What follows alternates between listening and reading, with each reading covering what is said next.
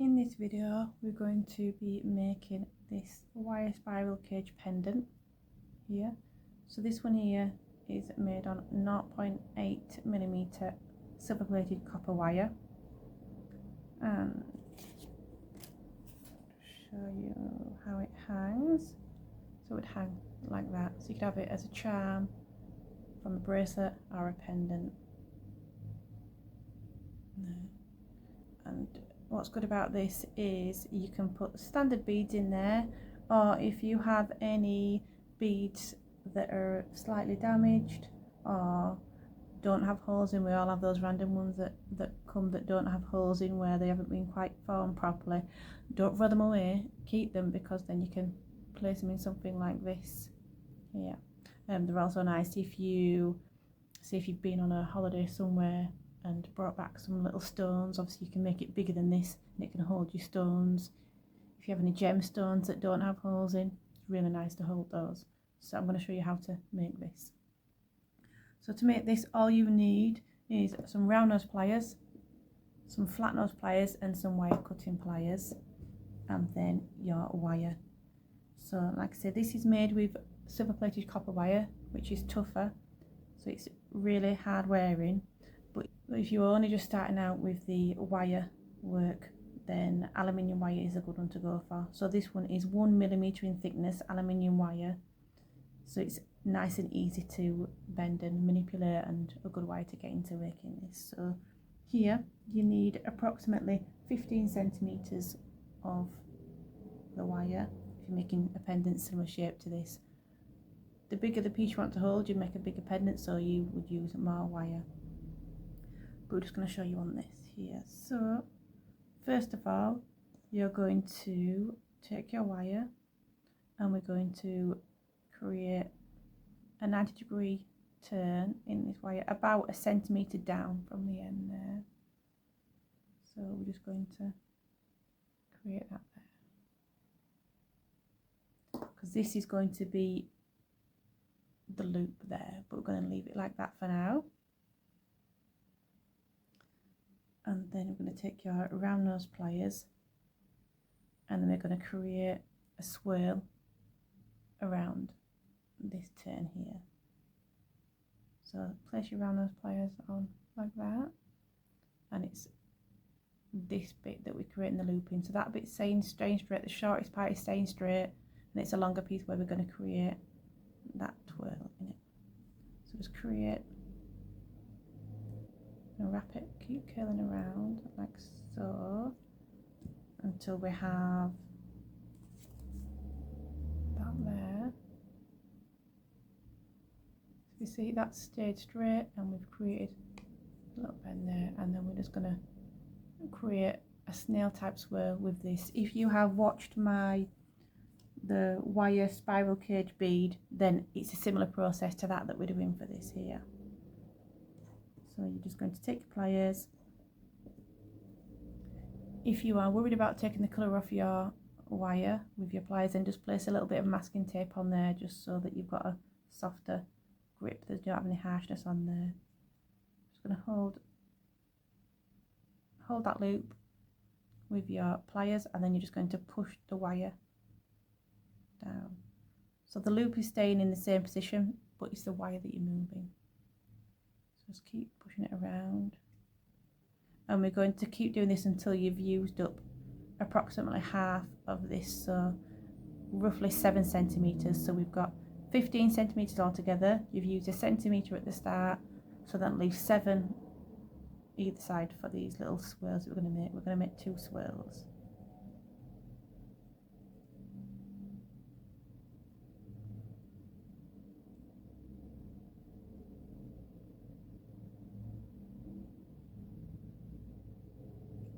I'm going to change over to these pliers now. So these are nylon jaw pliers, so these are just a softer inside style, but you can use just your normal flat nose pliers for this.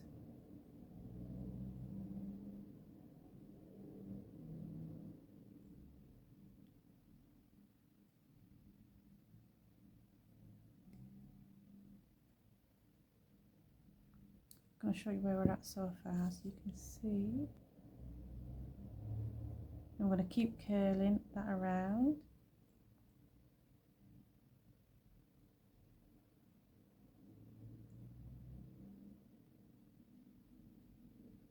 I'm just going to measure this now, so we want it to be roughly 7 centimetres, so we've got a little bit further to go.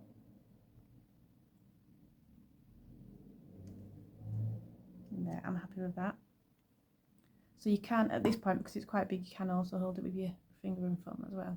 Now we're going to turn this over like that. So we have the start of the wire there, sticking out at a 90-degree angle. Then we have the wire swirling around.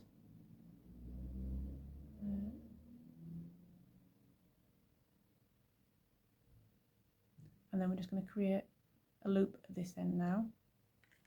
So you're going to take your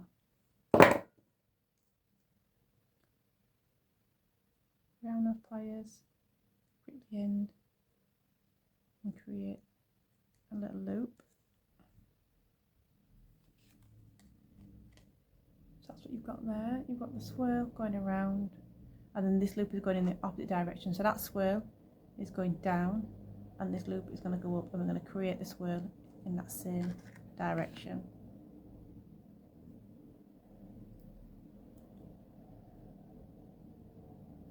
Hold your pliers and push your wire, so pliers stay in one place and the wire gets pushed up around to make the swirl. You can move your swirl, but I find that scrapes some of your colouring off if you're moving the swirl with your pliers, whereas if you're just holding the swirl straight and moving the wire, you don't get as much roughage on the surface there. At this point I'm just going to hold it with my finger and thumb and do the same. You'll find it tougher to do this with the copper plated wire if you are using the thicker, like a 0.8, but this is where your pliers come in handy. Right, so we've got to this point here where that swirl is sitting on top of the other swirl. I'll give you a close-up of that. There. So that's the swirl, and I'll show you from the side. That's side on, and then that is the front there.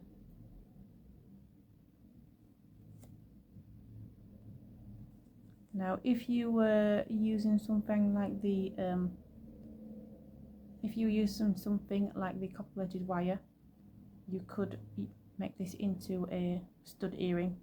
So you just use a wire rounder at the end there, take the sharp edges off, and then that would be the post that went into your ear, and then you'd put a butterfly back on the back there, or a little rubber stopper. But just bear in mind, once you use your wire rounder, you will take a little bit of the silver plated coating off of your copper plated wire, and then it'll be the copper exposed, so you just got to make sure that whoever you're making them for is not allergic to copper. But yep, so we're going to carry on and make this into what we're making today, which is the pendant. So we're going to take these two pieces here, and we're going to take your round nose pliers. So you're going to go in through the first loop, and we're going to push your pliers upward and pull in the outer part of the spring downwards to make like a cone shape out of these spirals, which I will show you now. There. So it's the centre part has been pushed in one direction and the outer part has been pulled in the opposite direction, and it's spread out that little coil so it makes a spring there. I'm going to do the same with the other side in the same direction.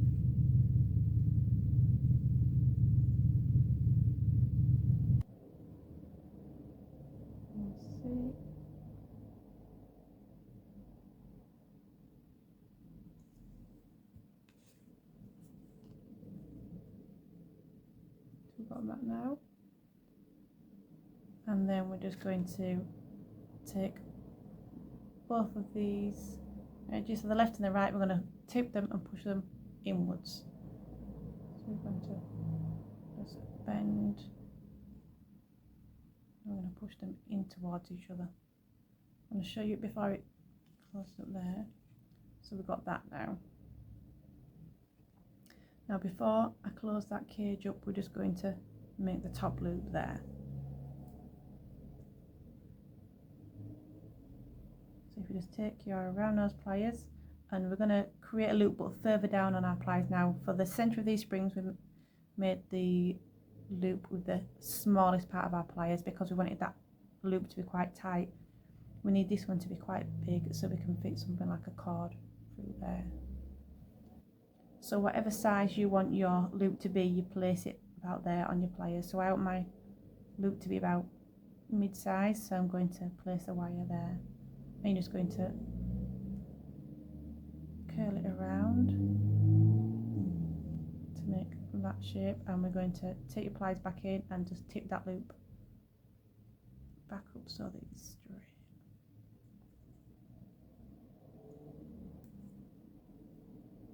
There we go, so we've created that loop at the top there. And then take your bead, so we're going to take, I've got a 7mm bead here. I'm going to tip in there, drop it inside, and it doesn't matter how it sits because you're not threading anything through it. You're just going to push that cage closed around it, and there. And there we go.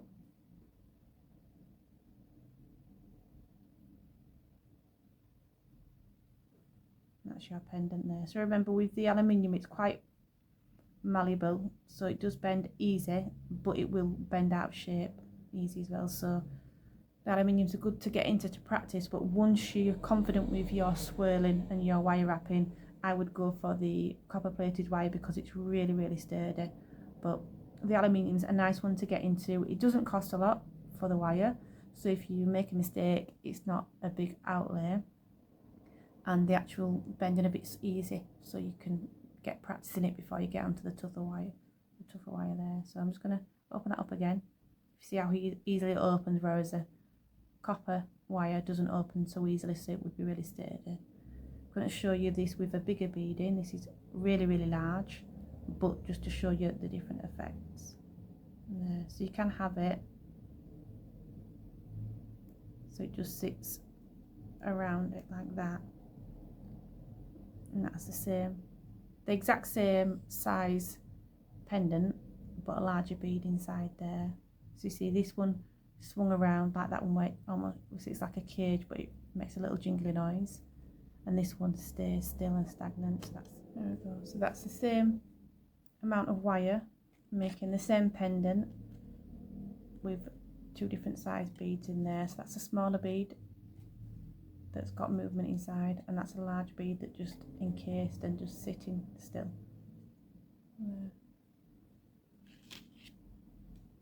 So if you make smaller ones like that with the smaller beads, they make really nice charms on a bracelet. If you want something bigger and more ornate to go as a single piece on a pendant, that's really good. And these pendants are really good if you, like I say, if you have some odds and ends of beads, anything that you think you're not happy to thread them on because they're not the quality that you've expected. Maybe if you've ordered them somewhere and they're not quite the quality you expected, but you don't want to throw them away. This is a nice way of using them.